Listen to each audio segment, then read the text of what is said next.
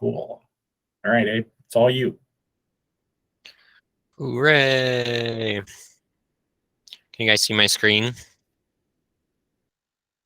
I can't see you guys, so.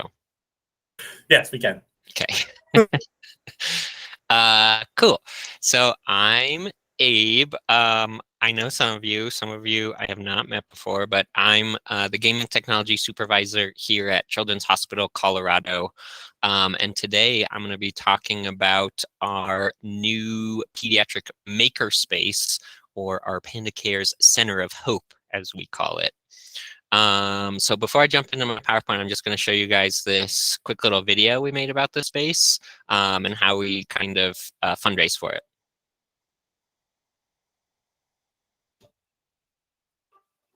Would you like to donate to Children's Hospital Colorado? Have you ever wondered, where did these donations go? What do they become? When you add up all of the generosity, it becomes something incredible. It turns into this. The PandaCares Center of Hope Makerspace at Children's Hospital Colorado.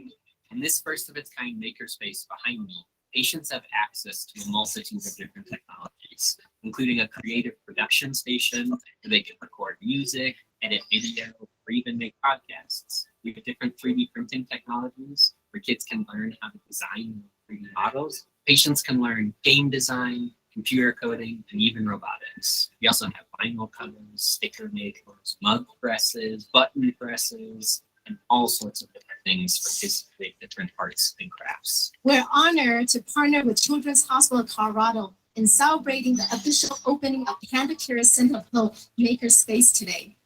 As a patient here in the hospital, having a makerspace like this is amazing because it takes your mind off of the pain, the worry, the stress. It's just somewhere you can come to relax. I think the makerspace is absolutely amazing. It looks so incredible. It is packed with a bunch of cool things to do that any kid, any age love.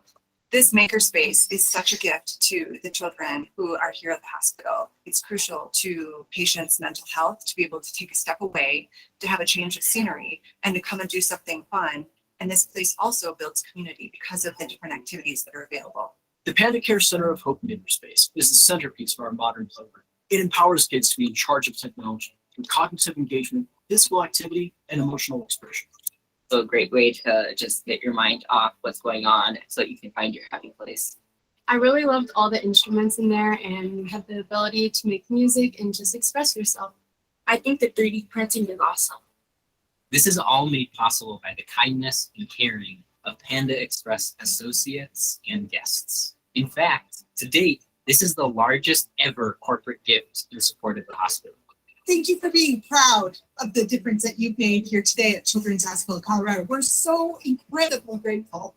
Thank you for this incredible gift to our kids. Thank you, Panda Express. Thank you so much. We are so grateful for our PandaCares Center of Hope Makerspace here at Children's Hospital Colorado. Thank you for caring for us.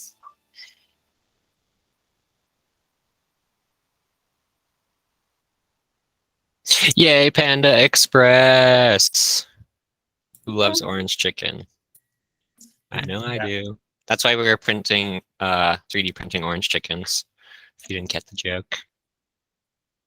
Anyways, so that's a little video of how our makerspace came to be. About 3 years ago, we applied for a grant through PandaCares, which is Panda Express's philanthropic arm, and we were lucky enough to get the grant and get awarded this space, which is pretty cool. So originally we were thinking, what is the playroom of the future? You heard my medical director, Dr. Joe, kind of talk about that in the video. We have maker spaces and we have STEAM curriculums in schools, libraries, museums, communities, sites, warehouses. There's even maker spaces here in Denver around the community. We were like, why don't we have maker spaces in pediatric hospitals? So here at Children's Hospital Colorado, we see kids from all 50 states and more than 35 countries. So we're kind of the nexus for this 7-state region. So not only do we get to provide STEAM learning to kids here in Colorado, but we get to provide it to kids in Kansas, Montana, Nebraska, New Mexico, South Dakota, and Wyoming, as well as some other states that kids come from for specialty treatment here at Colorado. So in 2022, we saw like 250,000 patients. We had almost 800,000 outpatient visits, 20,000 surgeries, 15,000 inpatient admissions. So we see a lot of kids here at the hospital. So we wanted to be able to provide kids who are here for a long time an academic resource, a socialization platform for while they're here at the hospital. So the impact that the Makerspace has on the kids is academic.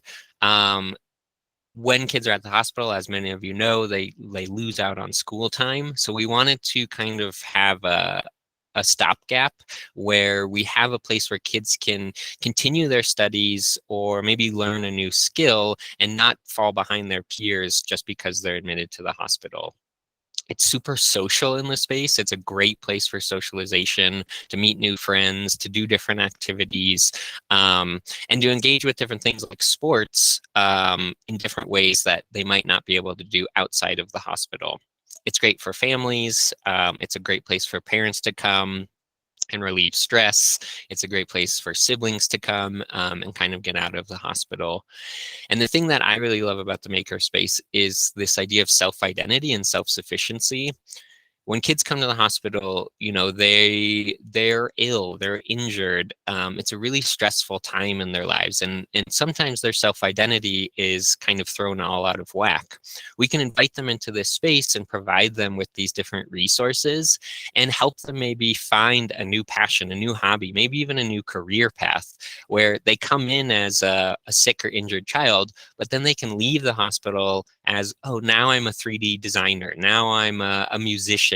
Now I want to be a CAD technician or something like that. And we can help expand these kids' expressions of themselves and how they see themselves within the world, which is pretty cool. So the vision for our Makerspace when we were building it is to provide a STEAM-oriented space that is accessible and teen-friendly, encourages exploration, can support the acquisition of skills, is able to host group didactic sessions, of course available at no cost to the patient, and of course supports patient creativity, control, autonomy, and provides a personal, tangible products for their work. So not only do they get to come in here and learn a new skill, but they actually have something tangible that they can take home with them, which is pretty cool. And it totally changes the hospital experience for them. It changes the narrative of the hospital that not only helps them while they're admitted, but can follow them into adulthood and make healthier adults, you know, because they change the narrative as a child. The hospital now becomes a less scary place, and they're more likely to seek care as an adult as well. And it enables children to expand their identity, like I was saying, and say, I'm a maker. So we utilize a lot of partnerships, both in our local community and worldwide. We try and utilize our learning and inpatient school specialists. So we have hospital-based teachers that we invite into the space to host different curriculums, do classes, all sorts of that stuff. We even can do in-room classes, and we have some resources here that we can actually take out of the space and go to inpatient rooms. We are building a volunteer team. So I'm training up a group of kind of technically minded volunteers who are really interested in the space and interested in running it. And we also engage our community experts, people at Microsoft, at Apple, at Bitsbox. We have a robotics company in Boulder called Sphero, which provides us a lot of different robotic stuff. And because we're part of the university here on our medical campus, we're able to utilize the University of Colorado Department of Bioengineering. So we have bioengineers come in and walk kids through how to maybe design a prosthetic add-on or engineer some concept or something like that. So it's a really cool way to partner with our resources here in our community. So in our makerspace, we have a bunch of different stations. We have 3D scanning and 3D printing. We have robotics and circuitry like soldering and stuff. We have different levels of coding. We have paper craft with like Cricut machines and vinyl cutters. We have a glow forge that we use for laser cutting. We have a painting station. We do a lot of like fabric and t-shirt making or silk screening. We have a music station, and we even do animation and graphic design in the space as well. So the way we kind of divided up the activities in the space are kind of these different levels of experience and discovery. So we have independent discovery where kids can just come in and they don't need any staff help. They can kind of just mess around with stuff and try stuff out. Non-expert support. So this includes like child life specialists or child life assistants, or volunteers, or even the GTS, just people who understand how to utilize the machines, but maybe aren't experts at the machines and can assist kids in their project. And then we have expert support. This is for really advanced projects where they need to partner with a child life assistant or a GTS or one of the engineers and really work closely with them to execute on the project that they want. We also have different tutorials and events from different experts who come into the zone in the makerspace and kind of do walkthroughs or tutorials or kind of cool like science-based stuff.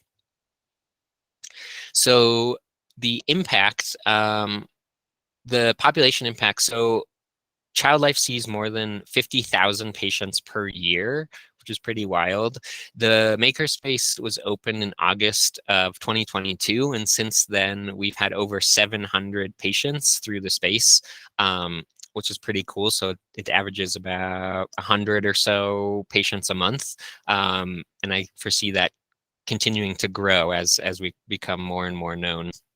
It's a full socioeconomic spectrum penetration. So we offer this to every single patient and family who comes to the hospital, regardless of their socioeconomic background. And that's another thing that I really love about the space is we get to provide kids who might not have access to this technology anywhere outside of the hospital. They get to access it in the hospital, which again is really, really cool for them and expands their self-identity, but again, makes the hospital a much more fun place for them to be. We have a lot of academic impact. We provide a resource foundation for our inpatient school specialists, again, our bioengineering team, our design teams, and our developer as well.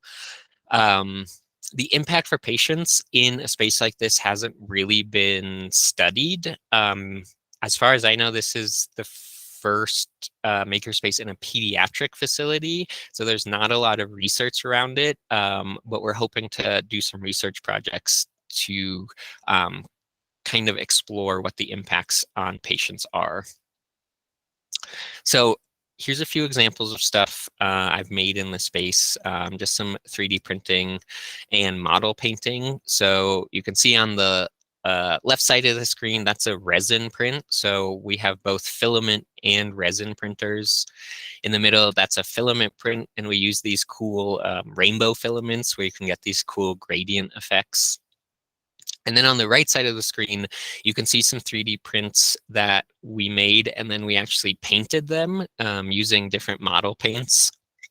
We have a physician's assistant here who actually play D&D with on the weekends, who is like an expert model painter. So he actually walked me through and did a tutorial in the space on how to paint minis and stuff. So we do regular mini painting for like D&D and tabletop games and stuff. And then we have Yoda and baby Groot hanging out. So that's the fun side of 3D printing. And then we can talk about kind of the legacy stuff, memory making, end of life projects that we do utilizing this technology. So a lot of our legacy work is based on 3D scanning.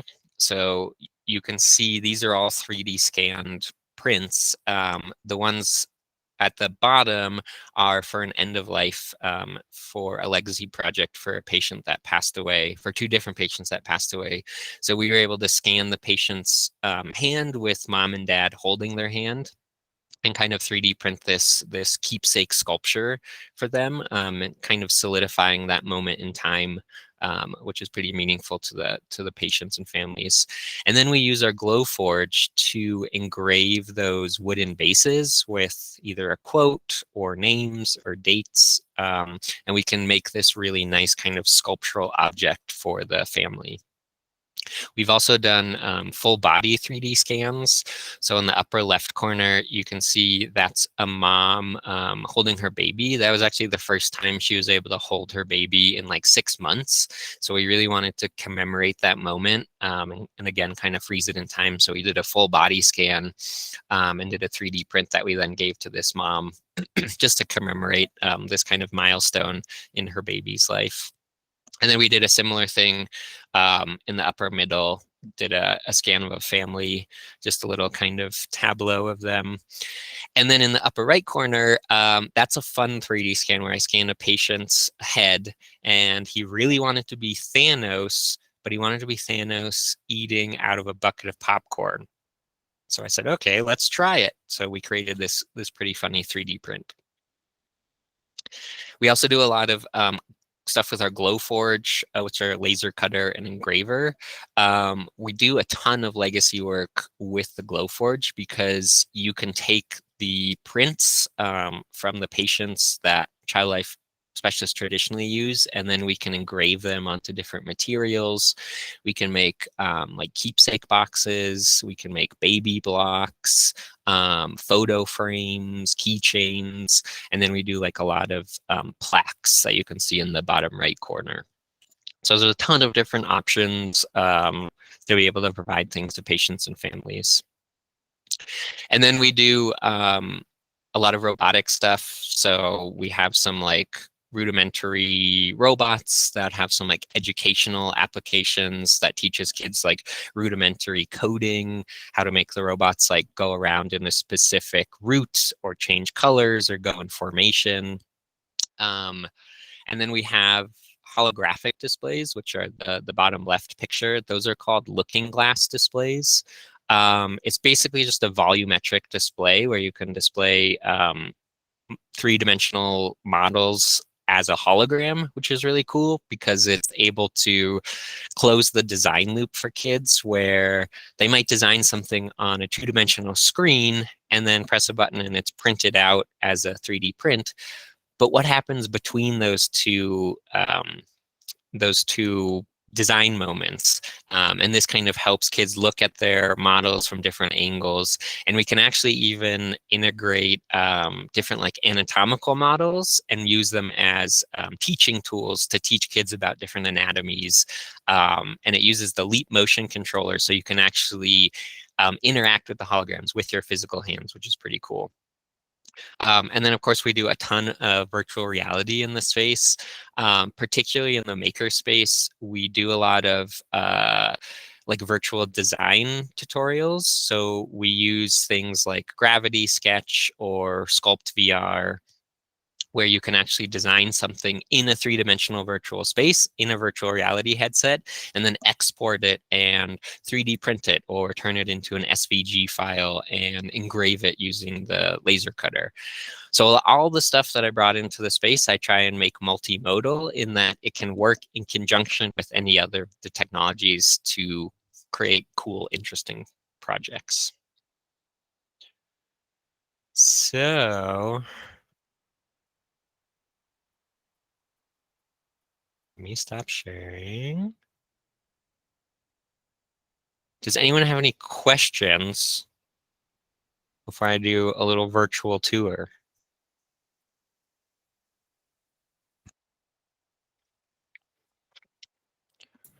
Not I'll all at say once. before Abe does his tour, if people want to, if you hover over his face and use a little pin, then it'll make him appear better and easier to see when he does the tour.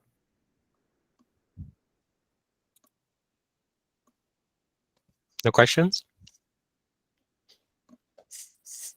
I was just so thorough. Great. I think Okay. they're stunned. They're just speechless. Speechless. Well, I'm going to give you guys a little virtual tour of the space. Feel free to stop me if you have any questions that come up. And I'm going to do my best to keep it in frame. So let's see. Over here are our Omnibots that we use, our telepresence robots. Garth Vader, Trisha, and this is Rebecca. We use these all the time, especially for kids who are on isolation and want to engage with the space but can't physically come down to the space. They can come in as a robot and we can walk them around the space. And I've actually done like 3D printing and engraving projects with kids as robots, which has been pretty fun. We have a music station with a iMac. We have a professional grade recording microphone, as well as these speakers. And then we have Logic Pro on here, so kids can record their platinum rap albums, to podcasts, graphic design, video editing, anything like that. It's kind of a creative workstation.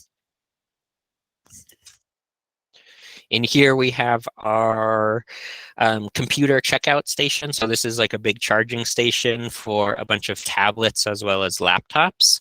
And this is for kids who, again, can't physically come down to the space. They can check out a laptop and bring it up to their room and design a 3D model, and then we can print it down here or design something on the Glowforge or whatever. Or if they're doing schoolwork and they need a computer, we can provide that to them as well. We have our Spectrums, our Sphero Spectrums. Sphero is our local robotics company. These are really fun. They're little rings that you can put on and you tap on different colors and it makes different sounds. So we've had music therapists come up here in the space and they tap on like the wallpaper, or we 3D print different colors and stuff and they can make different songs. Mario Kart Live, of course. The essential tool for all gaming technology specialists. Love this stuff. We've done a ton of courses through the Makerspace, actually like going up on a table and then like launching off the table. It's been super fun. Here we have our filament 3D printers. So these are pretty much going all the time. This is definitely the most popular thing in the Makerspace. You can see we have a few examples of like cool see what I did? Cool articulated birds that actually move and stuff, which is pretty cool. We have like different little fidget spinner things that we've made. So all like functional stuff for kids to utilize, or child life specialists to utilize. We have this other filament printer that I'm not a huge fan of, but it is a dual extruder. And it actually has one extruder that uses a water-soluble scaffolding material. So instead of having to peel the scaffolding away, you can actually soak it in water, and everything that you don't need just dissolves away, which is pretty nice, especially for like really detail-oriented prints. This is kind of our workstation. It's a dual monitor. So this is kind of our control center for the whole space. It runs all of our printers and it has all of our slicing programs and stuff. This is our Glowforge that we use, our laser cutter. And you can see up here, there's just a few examples like a baby block. We do these cool like glowing acrylic lamp things, plaques, but just different examples of what the Glowforge can make. And then we have all our different materials and stuff. And then here we have kind of our tool wall and our ventilation corner. So this is basically a corner where if you have any off-gassing or particulates or anything that's gonna go out into the air, we do it over here because we have this vent that vents out into the outside world. And we have tools and heat guns and hot glue guns, and soldering irons and wood burning, basically any tool a kid could ever want to make what they want. This is our CleanBox. This is a UV cleaning station specifically designed for VR headsets. And then we have a sink. These are our resin printers. Are people familiar with resin printing? It's probably safe to assume some are not. Okay. Yeah. So resin printing, it's still 3D printing, but it's a slightly different process in that instead of using like a spool of filament, it uses a reservoir of liquid resin, UV reactive photopolymer resin. That's your vocab word for the day.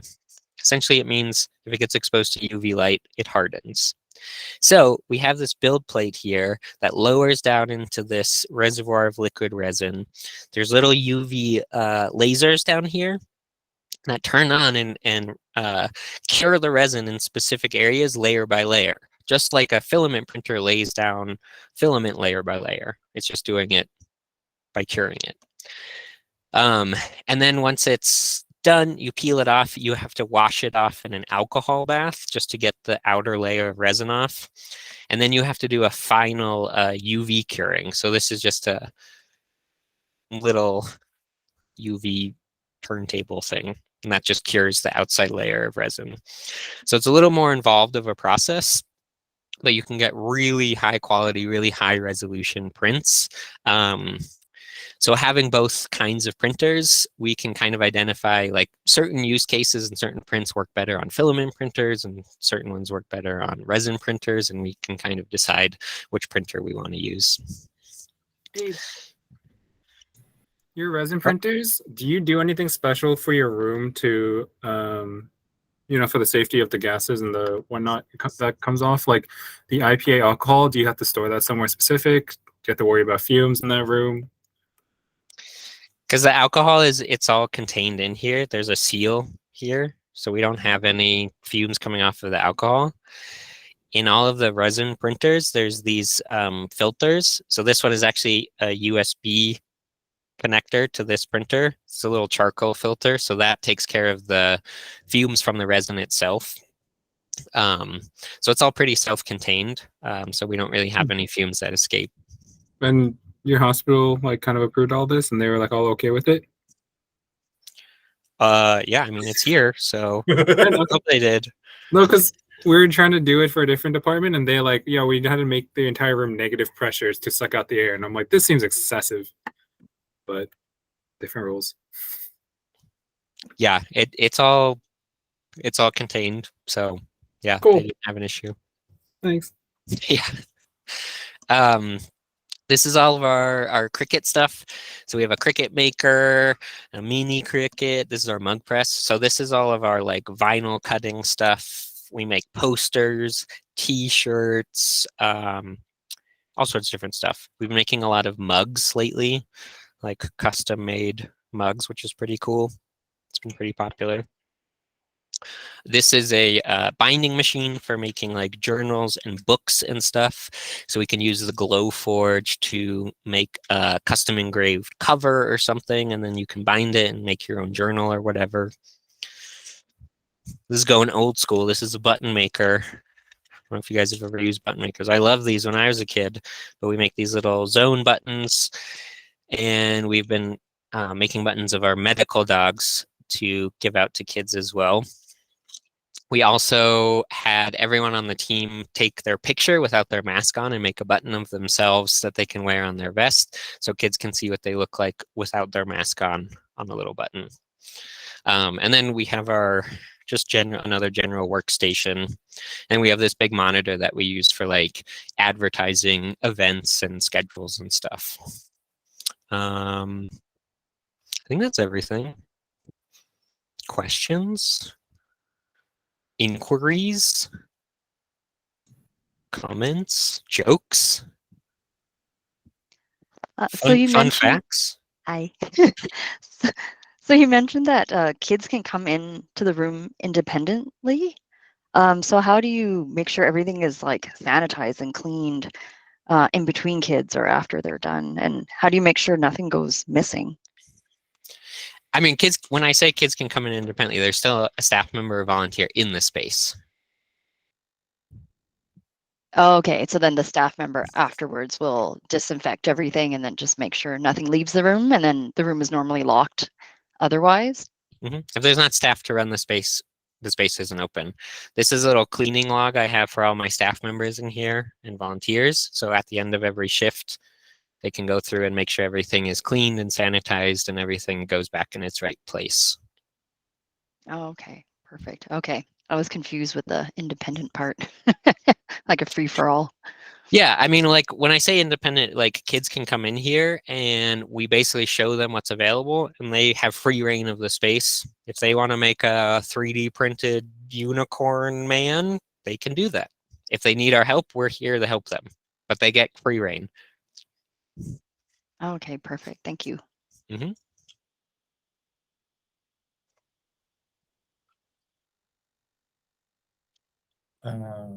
I love how I guess I think it's right there that you just but the window to the outside, so people walking by the hallway can peek in and sort of see what's going on, and people in the zone can peek in and see what's going on. Yeah, so this is out to one of our outside hallways. And then over here, we have these windows out to our teen zone. So when people come into our teen zone, they immediately can look into the makerspace, and it kind of creates a seamless transition between the two spaces. And then this is super fun, of course, for people walking by because we have the 3D printers here, and they can watch them print. Eventually, we're going to put up like a little webcam up here, connect it to our Seacrest studio for our closed circuit TV station. So like, you know, kids can tune in and see what's printing on the 3D printer or whatever.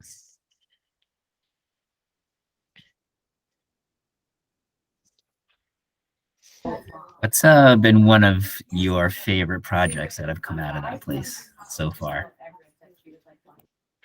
Ooh, that's a tough question. We've done so many cool projects in here. A top three will do too if you can't pick one. Well, some of the cooler like educational stuff I've made for like child life specialists. I did a resin printed tooth with a cavity, and then a filament printed metallic crown for our child life specialist in our dental clinic to explain to kids how cavities are filled with the models and stuff. And that's been super helpful for kids. So that's been a cool print. I also did another therapeutic 3D print for a child life specialist who was working with a developmentally delayed patient who had a really hard time brushing their teeth because they didn't like anything close to their mouths except for their special fork. That's the only thing they let get close to their mouths. So I got the request, can you make a 3D printed toothbrush attachment to go on this special fork so the kid can expose themselves to the gesture of moving a toothbrush to their mouths. So I custom designed this like weird toothbrush sheath thing that the fork went into and the toothbrush was on the end. So that was a weird request that came out pretty well. We do a ton of, I don't know, all the 3D prints that kids make are super cool. We did like a full-size Master Chief helmet, which was pretty cool. I helped a kid design a custom cell phone holster for his prosthetic leg, which was pretty cool. And then some of my favorite things that I do just in general are the 3D scanned like animal hybrid So this is one of my volunteers. I scanned his head, and he loves birds, so I turned him into a bird. These are always my favorite things to do. I'm actually That's doing, hilarious. yeah. Here's me. I'm doing a project, just like a team building project in our department, where I'm going to scan all of the child life specialists' heads, and then I'm going to have them tell me what their favorite animals are without them knowing what I'm doing. And then I'm going to put their head on their favorite animal. So those are some of my favorite things. Nice. We just got a 3D scanner, so that sounds like a great project to start with. Yeah. And in terms of 3D scanning, like, I don't know if you guys are, keeping up to speed with all this AI stuff. And like, I don't know if you're familiar with photogrammetry or NERFs, neural radiance fields. But there's a lot of AI stuff that you can actually utilize from like 2-dimensional images to create 3D models. So for those of you who don't have 3D scanners, there are methods to capturing 3D models and scenes now, which is pretty cool. What scanners do you use? I use the occipital scanner, the structure sensor. It just fits onto an iPad. It's super convenient, super portable.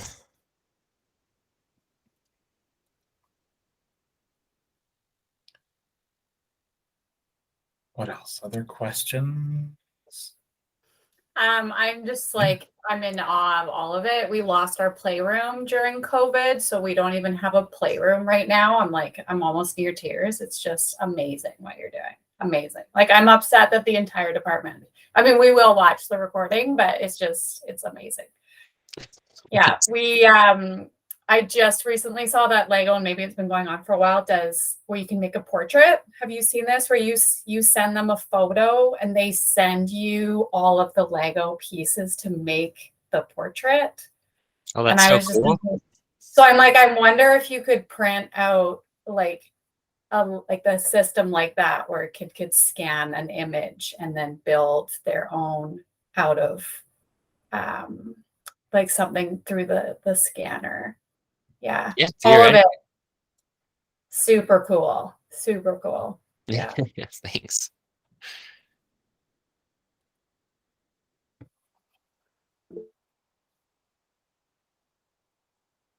Brick Me. I found it. I want one of those. Yeah. It's really cool. So our dog passed away last summer, and it was actually my 13-year-old that found it on the Lego website, and he sent this like portrait of our dog, and then they send you all of it, and it's like 1,400 little pictures, like kind of like Lego dot style. But then, I mean, it's hanging on his wall, and he made it, and it looks exactly like the photo. That's awesome. Insane. Yeah. Some of the stuff that we're some of the future projects we're working on, we're utilizing, so I'm working with Legos, so building physical Lego things, but then mapping those physical Lego structures into a virtual experience. So like, we did one where we built like a Lego, those like cartoon TNT detonator plunger things. So we built one of those out of Legos with a little button in it. And then you put on a VR headset. And there's like a big table in front of you. And you're using hand tracking to mess around at the table. But when you get to the end of the table, there's a virtual plunger.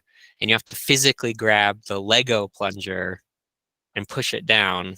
So you can map the physical Lego creations to like virtual things. So it's a cool transition. Legos are awesome.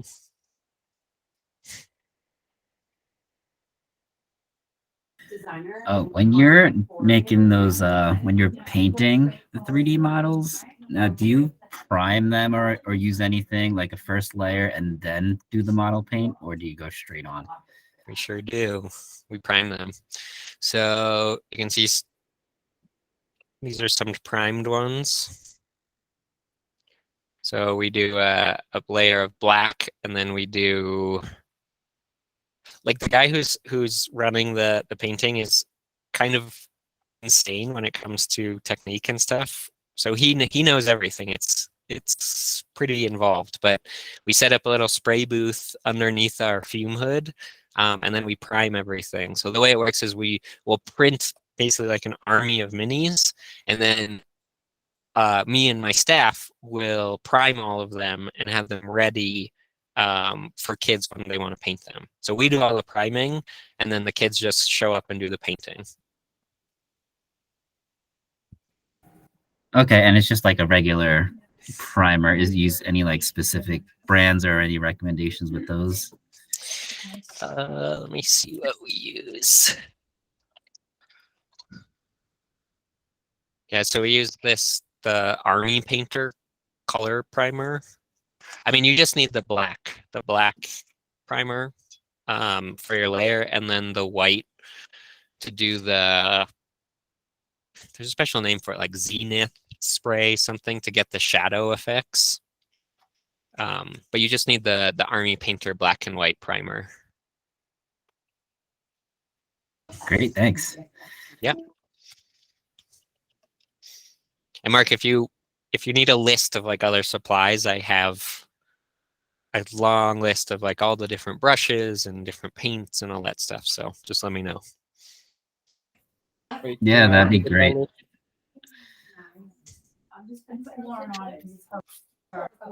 Yeah, because Can I also get that list? Cool. I'll just post it on the Slack somewhere. yeah, that'd be awesome. Because like I've definitely tried having some kids painted, and I'm like, this isn't as easy as one would think. It's not. And even because I thought it was like, oh, we could just print stuff and have kids paint them, but to have it done like the way to make it look really nice, you do have to do some of that pre-work. But I find if you just do a bulk print and then prime them, then you kind of have them ready to go. You don't do any like sanding or anything with them, like once it's primed properly, and then you can paint right on top of there. It's clean. Yeah. Nice.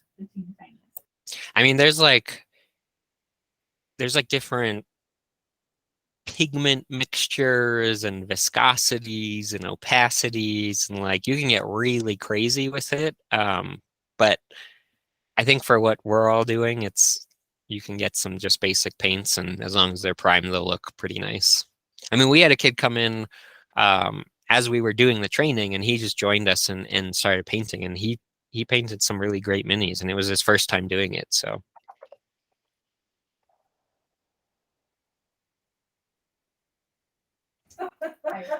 as far as like the coding and robotics stuff, do you feel like kids are utilizing that much? Because I just got a bunch of things and I'm starting to try to introduce it a bit more. So I was wondering how like you kind of open the door for that. yeah, that's why I particularly like Sphero as a company, because a lot of I think all of their products are they're recreational products, in that you can buy them and have fun with them without having any coding knowledge, but they always have like an educational aspect to them. Like these Sphero bolt things that we use a lot are these little like robot ball things. These are great because they can go into even COVID rooms, because we can terminally clean them just by dropping them in bleach. But you can buy these and just drive it around as like a remote control car. But you can also download the EDU app, the educational app, and learn how to like code their LED screens or have them go in formation. So being able to have different like robotic products that you can kind of introduce kids to in a fun way, where it's like it's just recreation, like it's just like an RC car that you can drive around. And once they kind of start having fun with that, you can kind of start pulling on that thread and be like, oh, wouldn't it be cool if you could change the screen to say something? Or, oh, wouldn't it be cool if you could have all three of them go around in a circle together? And they're like, what? That's so cool. How do you do that? And that's how you can kind of pull them into the educational aspect, is by introducing the recreational aspect first. Fun is a great way to introduce kids to not fun things. Astera's a cool company. They got some good stuff. The Indie, their little robot, like RC robot, not RC. It's a little drivable robot. Is cool as well. Anything they have. And then in terms of like, like electrical engineering and stuff, we have these learn to solder kits, which are really, really awesome. And they're just these really simple little kits, and they have step-by-step instructions. And we even have this iPad here, so kids can pull up instructions on the iPad and just follow them through on the screen. But it's a really great way to introduce kids, 1, to soldering, 2, to circuitry, and 2, to that electrical engineering thing. That's easier because kids want to use hot soldering irons because that's kind of fun and cool for them. So that's easier to introduce. Does that answer your question, Mark? Yeah, no, that's great. That's great. Definitely helpful.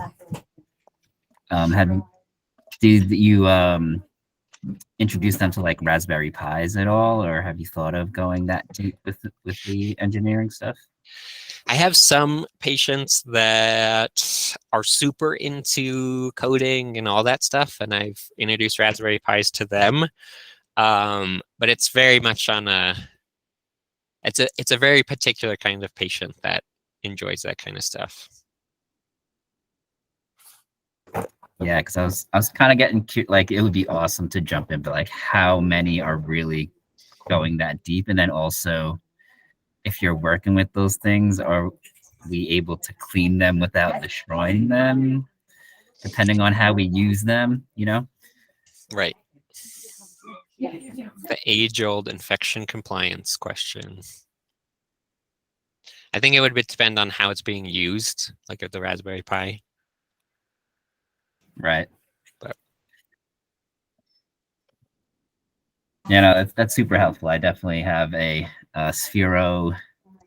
I had a Sphero Mini at the time for when COVID was happening, and that can also be used in COVID rooms. And I had a really good experience with one kid that like literally couldn't do anything, and he was a bit young to get into the coding aspect, but like loved just driving a remote control ball around the room and just crashing it into the things. And yeah, but I could see how like you could easily introduce like, hey, why don't we try to have it go through an obstacle course or move with another robot together. So no, that's definitely helpful. Thanks. Yeah. Another, I think it's called Apple Swift coding. That's like Apple's kid-friendly coding educational platform. I've had some success with that too, just from a strictly like screen-based coding aspect. So you might want to check that out too. Awesome. Thanks. Was part of the gift like funding, like you guys kept aside money to fund all the kits and things and supplies over time, or is that hospital sort of budgeted stuff? Yeah, so the funding does cover a majority of our like consumable stuff and like the initial equipment purchases. Yeah. Okay. Cool. But some stuff like we get funding through teammates and through you guys, like Child's Play, so we kind of piece stuff together. Cool. Yeah. So there was no like dedicated position for the space either, right? Like nothing like that, or it's just run by you guys and volunteers? Yep. we're in conversations of kind of talking if we want like a dedicated kind of like makerspace coordinator or something like that. But it's still just like initial conversations at this point. So right now it's run by myself and then a team of volunteers. And then our new GTS when he starts. And a bunch of your, or all of your child life are trained in how to, like, they could come in and do stuff and or bring patients in by themselves, or does it need you or a volunteer mix? Okay. We're trying really hard. That's another initiative is training and education, both hospital wide, just to make sure that nurses and providers know that these resources are available and can make appropriate referrals. And we're working to try and educate our child life specialists to feel empowered to utilize the technology themselves. Most of them, use the Glowforge on their own to do like legacy projects and stuff like that. But I definitely still need to kind of assist them in a lot of the other like 3D printing and any of the more kind of involved processes. But they're getting there. The team is definitely becoming more comfortable with the space and the technology and stuff. And we're partnering, a lot with like our art therapy team and our PMHI, like our mental health teams, to bring groups in. And I work with those staff to train them up so we can work together to kind of organize those groups.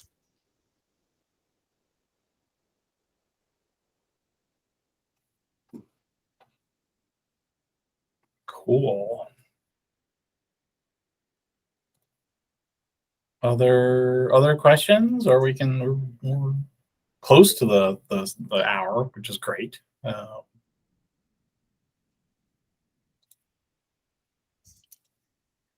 Cool. Esther had a question in chat. Oh, it's just a comment from Mark. Mark in chat. There's another resource that Esther put in. Esther got to see the makerspace. Yeah. No worries, Esther. That's fine. It's amazing. I've seen it as well. It's a cool space. And so yeah, very jealous. I think a lot of people are very jealous.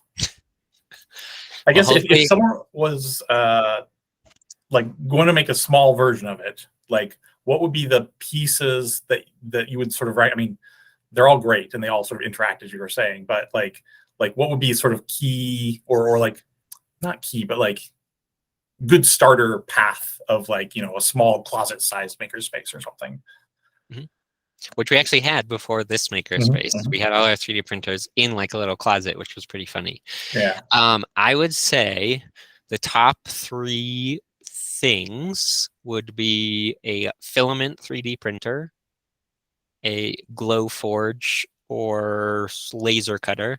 You can get modular 3D printers nowadays where you can actually swap out the extruder heads from like a 3D printing extruder to like a laser engraver head. So those do exist now. So you can kind of hit 2 birds with 1 stone with a single piece of hardware. But I would say a filament 3D printer, a Glowforge or laser cutter of some sort, and then a Cricut cutter. But those 3 things work well in conjunction with one another and are a good start. Cool. All right. Well, thank you, everyone. We'll stop the recording and we can all go about our way. Thank you so much, Abe. That was great. Of course.